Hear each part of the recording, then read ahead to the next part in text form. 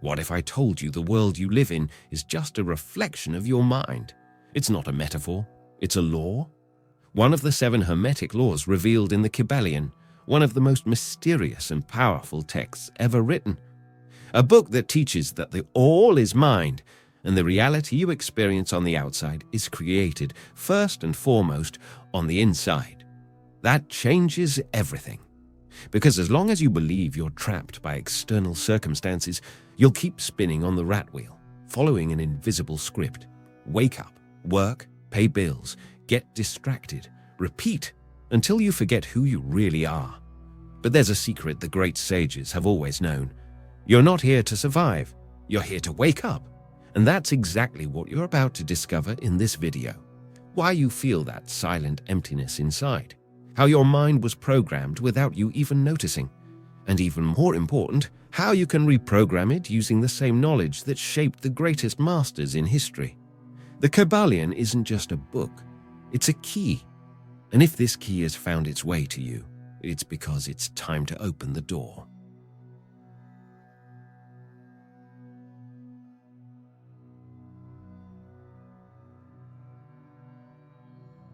If you feel that initiatory flame in your chest, if you're not satisfied with shallow answers, you're ready to discover the secret the great sages kept hidden for so long. This secret is contained in an enigmatic book called the Kybalion, published in 1908 by anonymous 3 initiates. But don't be fooled by the recent date. What's in those pages comes from a much older tradition, from the temples of Hermes Trismegistus, the one the Egyptians called Thoth, and the Greeks called Hermes. Hermeticism isn't a dogmatic religion that demands blind faith. It's a living philosophy, a science of the soul, a language of initiates who observe nature and recognize its eternal laws. Unlike belief systems that divide humanity, Hermeticism seeks the underlying unity of all existence, the universal laws that govern both the cosmos and human consciousness. The lips of wisdom are closed, except to the ears of understanding. This phrase from the Kybalion explains why this knowledge was kept in restricted circles for so long, not out of elitism, but for protection of both the knowledge and those who weren't ready to receive it. Because power without wisdom can be destructive, like a powerful tool in the hands of a child. Ruling elites have always recognized the power of these teachings. They knew that a person who understands Hermetic laws becomes impossible to manipulate, impossible to control. And what is a system if not a structure of control? That's why, throughout history, this knowledge has been alternately persecuted, ridiculed, or diluted. Think for a moment. What's considered normal in our society isn't necessarily natural. Is it normal to spend most of your life working on something you hate? Is it normal to feel constant anxiety? Is it normal to live disconnected from nature, from our bodies, from our essence? Hermeticism invites us to question these imposed normals and rediscover what is truly natural for human beings. When we align with the universal laws, something extraordinary happens. We stop fighting the current and start flowing with it.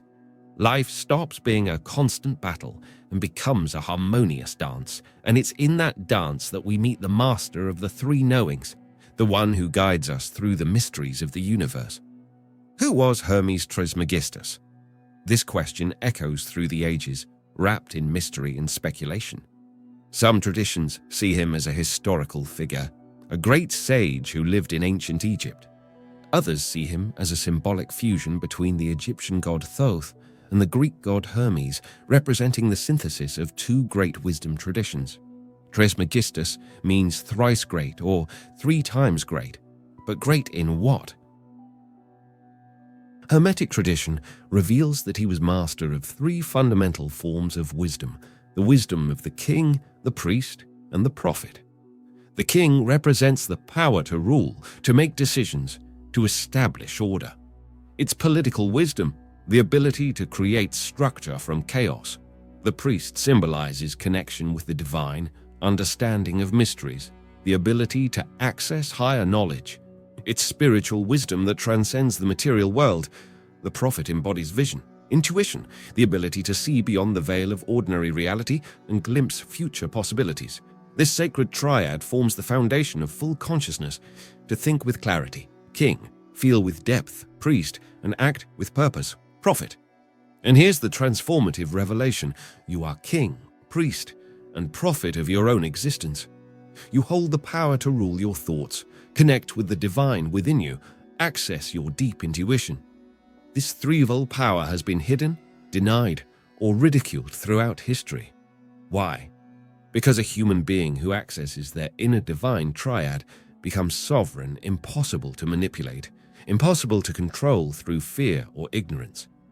Now, by studying the Kybalion, you're about to reclaim your inner throne, your sacred altar, and your prophetic vision.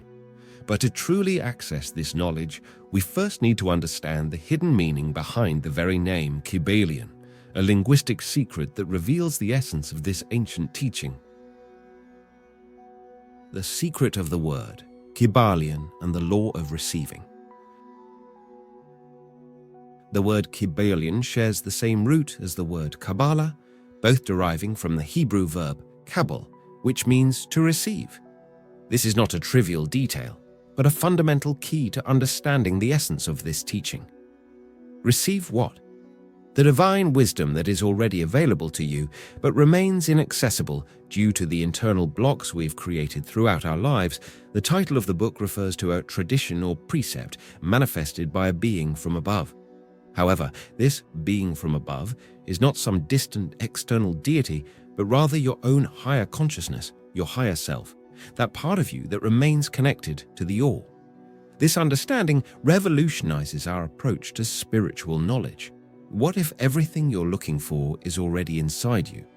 What if true initiation isn't about gaining something new, but about removing the obstacles that prevent access to what is already yours by birthright? You don't need to acquire anything new. You just need to remove what isn't authentically yours, the limiting beliefs, the social conditioning, the irrational fears, the expectations of others that you've internalized as your own. When these layers are peeled away, what's left? Your pure essence, your direct connection to the source, your innate ability to co-create with the universe. The Kybalion isn't a book to be read intellectually. It's a body of knowledge to be received on every level of your being, mind, heart, body, and spirit. And when you truly receive this wisdom, a transformation occurs. You shift from passive receiver to active transmitter, from student to master, from seeker to guide. This transformation is necessary because we live in a world that systematically programs us for limitation, scarcity, and fear. A real mental matrix we must recognize before we can transcend it. The world we perceive is, for the most part, a pre-programmed script. The system works like a sophisticated computer virus. It formats our minds from childhood with beliefs, patterns, and ideologies that don't serve our interests, but those of the ones who benefit from our limitation. Think of your body as the biological hardware, an extraordinary machine capable of incredible experiences. Your culture, education, and experiences form the basic software that determines how you process reality, and your specific beliefs are the apps running on that system, determining your choices, reactions, and perceptions. If you often feel exhausted, stuck, or unsatisfied without knowing exactly why, it's because you're operating within a system that wasn't designed for your expansion and happiness. It was designed for predictability, control, and conformity. Work, consume, sleep, repeat. Don't question too much. Don't look too deep. Don't awaken your dormant potential. The Matrix exists, but not like in the movies. It's made of ideas, narratives, and beliefs we accept without question, often against our own direct experience. And as long as we follow that programming, someone is benefiting from our energy, time, and resources. The system thrives by keeping us distracted, exhausted, and endlessly consuming, with no time to reflect on the big questions of existence. But here's the good news. Just like a computer can be reformatted and reprogrammed, so can your consciousness. The 7 Hermetic principles of the Kybalion work like a new operating system for your mind, a system that aligns you with the natural laws of the universe, allowing you to access your unlimited potential and free yourself from the mental matrix that's kept you stuck. When you install this new system, an awakening happens. you begin to see the matrix for what it really is. You see beyond the illusion. You recognize the manipulations, and most importantly, you reclaim your power of conscious choice. This awakening isn't new. Throughout history, those destined to lead and transform the world received a special kind of education, a method that allowed them to see beyond appearances and access the true nature of reality. The trivium and the knowledge of royalty. Grammar, logic, and rhetoric. These three disciplines made up the trivium, the classical educational model historically reserved for the children of kings and nobility.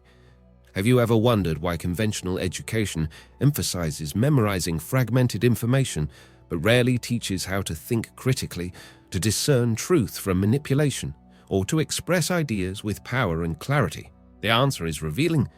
The trivium, the educational method that develops a sovereign mind, was deliberately reserved for the elite, for those meant to lead, not to follow, for the children of kings, not for the subjects. Grammar teaches us the language of reality, the basic structures of knowledge.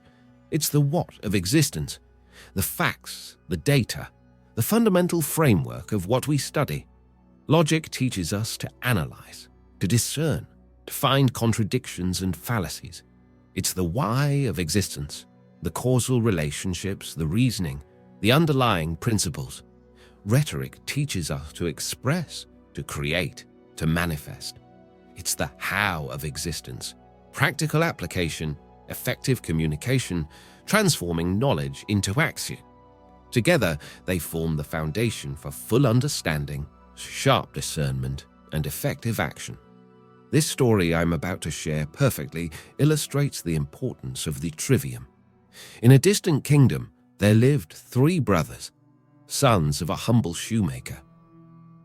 The eldest was named Grammar, the middle one Logic, and the youngest Rhetoric. Each had a special gift, but separately, their abilities were limited. One day, the king announced a challenge. Whoever could solve the mystery of the enchanted forest surrounding the kingdom would receive half of his lands and the hand of the princess in marriage. The forest, once a source of abundance, had become a dangerous place where many had vanished. Grammar, the oldest brother, was a natural observer. He knew the name of every plant, every animal, every star in the sky. His mind was a repository of knowledge about the world. Determined to win the challenge, he entered the forest and began cataloguing everything he saw: the twisted trees, the strange footprints, the unusually colored fruits. He collected valuable information, but without knowing how to connect it all, he got lost in a sea of data. After 3 days, he returned exhausted and confused. Logic, the middle brother, was a sharp thinker. He could spot patterns where others saw only chaos and identify contradictions in the most convincing arguments. When Grammar returned, Logic studied his notes and noticed important connections. "There's a pattern here," he said. "The twisted trees point north, and the strange footprints only appear during the full moon." Armed with these deductions, Logic entered the forest. He avoided many dangers thanks to his reasoning, but when he came across a fork in the road that followed no logical pattern, he froze in indecision. After 3 days, he too returned without solving the mystery. Rhetoric, the youngest brother, was a natural communicator. He knew how to inspire, persuade, and move people with his words. Before entering the forest, he carefully listened to his brother's accounts. Then he did something unexpected. He went to the village and spoke with the elders, sharing what he had learned and asking for their stories about the forest. A wise old woodsman, moved by Rhetoric's eloquence, revealed a secret passed down for generations. The forest was guarded by an ancient spirit who only communicated through riddles. Armed with Grammar's knowledge, Logic's deductions, and his own gift for communication, Rhetoric entered the forest. When he encountered the guardian spirit, he didn't try to fight it or flee. Instead, he engaged it in respectful dialogue, solved its riddles, and explained the kingdom's situation. Impressed, the spirit revealed that the forest had turned hostile because humans had forgotten the ancient art of the trivium, observing with attention, thinking with clarity, and communicating with wisdom. Rhetoric returned to the kingdom not only with the solution to the mystery, but with a new understanding. When the king offered him half the kingdom and the princess's hand, Rhetoric made a different request. "Your Majesty, I ask that you establish schools where everyone can learn the three sacred arts: grammar to know the world, logic to understand it, and rhetoric to transform it." The king, recognizing the wisdom in the request, agreed, and so the knowledge once reserved only for royalty became available to all. The kingdom flourished like never before, for when people learn not just what to think, but how to think, they become sovereigns of their own minds. This fable illustrates a deep truth. The trivium is not just an old educational method, but a path to mental sovereignty. When these three arts work together, the knowledge of facts, grammar, the ability to analyze them, logic, and the power to apply and communicate them, rhetoric, we become truly free. And it's no coincidence that this method has been gradually removed from public education over the centuries, because when we master the trivium, we become immune to manipulation. We see through lies, half-truths, and distractions. We think for ourselves, and people who think for themselves are much harder to control. The Hermetic principles of the Kybalion are, in essence, the trivium of cosmic consciousness. They teach us the grammar of the universe, how it works, the logic of the universe, why it works that way, and the rhetoric of the universe, how to co-create with it. When we master this knowledge, we become spiritual royalty, not to rule over others, but to wisely govern our own inner kingdom. Just like the three brothers in the fable discovered they had to unite their abilities to solve the mystery, we too must integrate these three faculties to navigate the mysteries of existence. And it's time to learn the universal laws that make up this royal knowledge, the source code of creation that has been preserved through the ages. The 7 Hermetic Laws, the code of creation. The heart of the Kybalion lies in 7 fundamental principles that, according to Hermetic tradition, governs all of reality. These aren't religious dogmas or speculative theories, but observable laws that operate consistently on every level of existence. Let's explore them one by one, recognizing how they're interconnected in a unified system of understanding. The principle of mentalism. The all is mind, the universe is mental. This first law is revolutionary. It states that reality, at its most fundamental level, is mental. Not just our perception of reality, but reality itself. The physical universe that seems so solid and permanent is actually a manifestation of universal mind, a primordial consciousness from which everything emerges. Modern science confirms aspects of this principle through quantum physics, which shows how matter, at its most basic level, behaves more like possibilities than solid particles, and how the observer influences what is observed. Your thoughts aren't just byproducts of chemical reactions in your brain. They are creative forces that literally shape your life experience. The principle of correspondence, as above, so below, as within, so without. This law establishes that there's a harmony, agreement, and correspondence between different planes of existence. The same patterns repeat at different scales, from atoms to galaxies. The microcosm, the small, reflects the macrocosm, the large, and vice versa. It's not just poetic to say we're made of stardust. It's literal science. The same elements that make up our bodies were forged in the hearts of stars that exploded billions of years ago. You are a miniature universe, and every cell in your body contains information about the whole. The principle of vibration.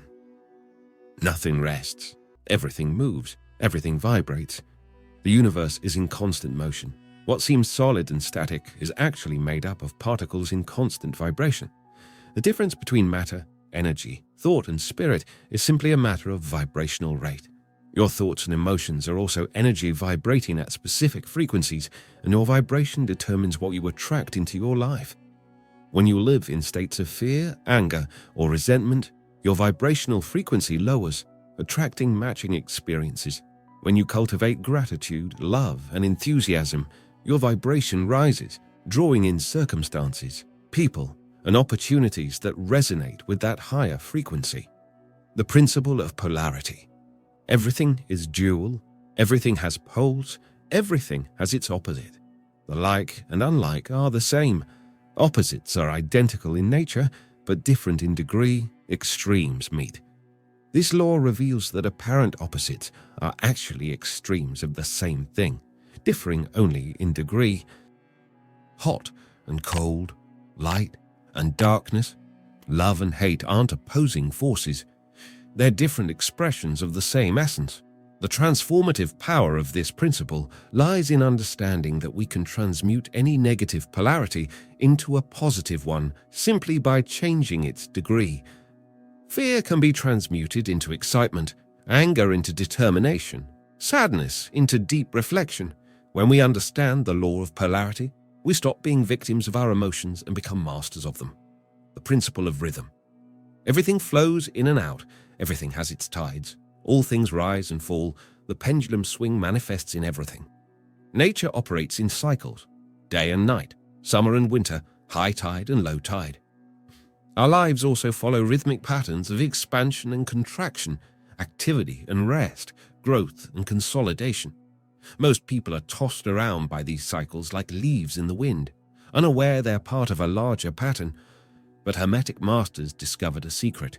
We can learn to ride these rhythms instead of being ruled by them, through neutralization, the art of lifting our consciousness above the plane where these pendulums swing, the principle of cause and effect. Every cause has its effect. Every effect has its cause. Everything happens according to law. Chance is but a name for law not recognized. This law states that nothing happens by chance or outside universal law. Every event results from preceding causes and in turn creates new effects, forming an unbroken chain of causality. When we understand this law, we take responsibility for our choices, realizing we are active creators of our reality, not passive victims of circumstance. Our thoughts, words, and actions are causes that will inevitably produce matching effects. If we don't like the results we're getting, we need to change the causes we're putting out. The principle of gender. Gender is in everything. Everything has its masculine and feminine principles. Gender manifests on all planes. This law goes beyond the biological concept of gender, revealing that all creation results from the interaction of complementary energies. The masculine, active, directed, logical, and the feminine, receptive, creative, intuitive, exist within all beings and across all levels of reality. On the mental plane, the conscious mind, masculine, plants the seed of intention, while the subconscious mind, feminine, nurtures it until it manifests in reality. Balance between these energies is essential for a fulfilling life and for effective manifestation of our desires and intentions. These 7 laws form an integrated system, each complementing and expanding the others. But there's an 8th law, not explicitly mentioned in the Kybalion, that synthesizes all the others and reveals the fundamental process of conscious creation. The 8th law, generation and intention. Beyond the 7 laws explicitly described in the Kybalion, there is an 8th implicit law that unifies them, the law of generation. This is the law of creation, the process by which potential becomes actual. The seed becomes a tree. The idea becomes manifestation. Look at nature. Everything begins as a seed. A galaxy starts as a concentration of matter and energy. A tree begins as a tiny seed. A human life starts as a single cell, and a new reality begins as a clear intention. Your intention is the silent engine of creation. It's the starting point for all manifestation, the first movement in the process of bringing something new into existence. But intention alone, while powerful, isn't enough for full manifestation. You need focus, the ability to keep your attention on the intention, to feed it with your mental and emotional energy, to visualize it clearly and feel its fulfillment as if it's already present. And you need alignment, harmony between your thoughts, emotions, and actions, all directed towards the same goal with no inner contradictions scattering your energy. This formula, intention plus focus plus alignment equals sign Genesis, is the equation of conscious creation. When you master this 8th law, you become a conscious creator of your reality, no longer at the mercy of external circumstances or internal conditioning. But the path of conscious creation is not linear. It involves the ability to work with polarities, to turn obstacles into opportunities, to sublimate dense energies into higher expressions, an art the alchemists called transmutation. Sublimation is the alchemical art of transforming dense energies into higher expressions without denying or repressing them. It's the ability to step off the pendulum of extremes and find the balanced center, the point of power. Most people live in a constant state of reaction, swinging between emotional and mental extremes, love and hate, euphoria and depression, overconfidence and paralyzing insecurity. But the Hermetic Master understands that these extremes are just different degrees of the same energy and knows how to transmute them, how to raise their vibrational frequency. Take anger, for example. Most people deal with it in two equally problematic ways. Either they repress it, causing damage to physical and mental health, or express it destructively, hurting relationships and the environment. But there's a third way: sublimation. You can take the raw energy of anger, which is simply intense life force, and transmute it into determination, into creative strength, into constructive power, not by denying the emotion, but by elevating it into a higher expression that serves your growth and well-being. The same goes for all emotions, all states, all experiences. Fear can be sublimated into focused attention. Sadness can be sublimated into deep compassion. Lust can be sublimated into artistic creativity. Everything can be elevated, transformed, directed towards more constructive and harmonious expressions. Understand the movement of the pendulum and rise in a spiral. Instead of swinging endlessly between extremes, use the energy of that motion to elevate yourself to a new level of consciousness, where opposites meet and are reconciled. The middle path isn't mediocrity or compromise, it's transcendence. It's the ability to integrate apparent opposites into a higher synthesis that honors the truth in both. It's the gateway to wisdom, where polarities meet and dance in harmony instead of fighting in opposition. This understanding brings us to the climax of the Hermetic journey, the awakening of the Trinity consciousness, the integration of the three aspects of being that Hermes Trismegistus embodied. Hermetic knowledge is no longer the exclusive privilege of initiates hidden in secret temples. It's available to all who have ears to hear, not physical ears, but the inner receptivity born from sincerity, humility, and the courage to question.